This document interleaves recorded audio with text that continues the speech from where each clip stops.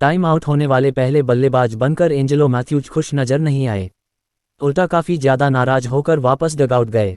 Angelo Mathews international cricket के इतिहास में टाइम आउट होने वाले पहले बल्लेबाज बन गए हैं। ये बात क्रिकेट के इतिहास में हमेशा के लिए दर्ज हो गई।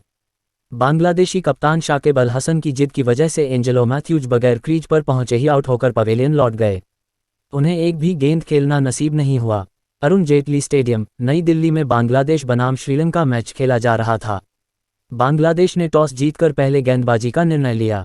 शाकिब अल हसन के 25वें ओवर की दूसरी गेंद पर समरविक्रमा आगे बढ़कर बड़ा शॉट खेलने के चक्कर में मिडविकेट को कैच दे बैठे।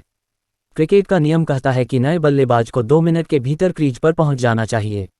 एंजेलो मैथ्यूज को इस बात की बिल्कुल परवाह नहीं थी, वह आराम से आ रहे थे। इसी बीच एंजेलो मैथ्यूज को बीच रास्ते में एहसास हुआ कि हेलमेट का स्ट्रैप टूट गया है।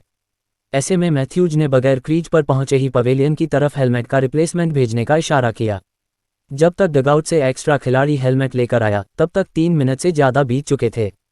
अंपायर भी देरी से नाराज हो रहे थे।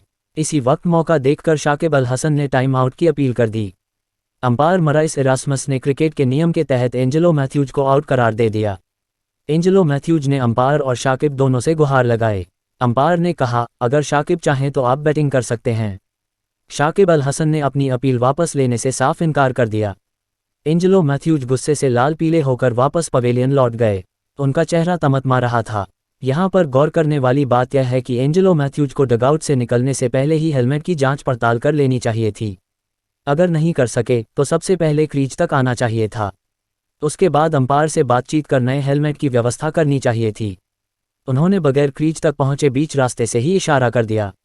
नया हेलमेट आने में 3 मिनट से ज़्यादा का वक्त लग गया। 100% की एक बात, शाकिब अल हसन चाहते तो खेल भावना के नाम पर मैथ्यूज के खिलाफ अपील वापस ले सकते थे।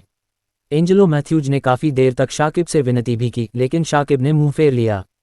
दोनों टीमों के बीच दुश्मनी पुरानी है। सबसे पहले बांग्लादेश ने श्रीलंका को हराकर नागिन डांस किया था। आखिरी भिड़ंत में श्रीलंका ने बांग्लादेश को पीटकर नागिन नाच करते हुए हिसाब बराबर कर लिया था। क्या शाकिब अल हसन को खेल भावना का परिचय देना चाहिए था या क्रिकेट के नियम के हिसाब से उन्होंने सही किया?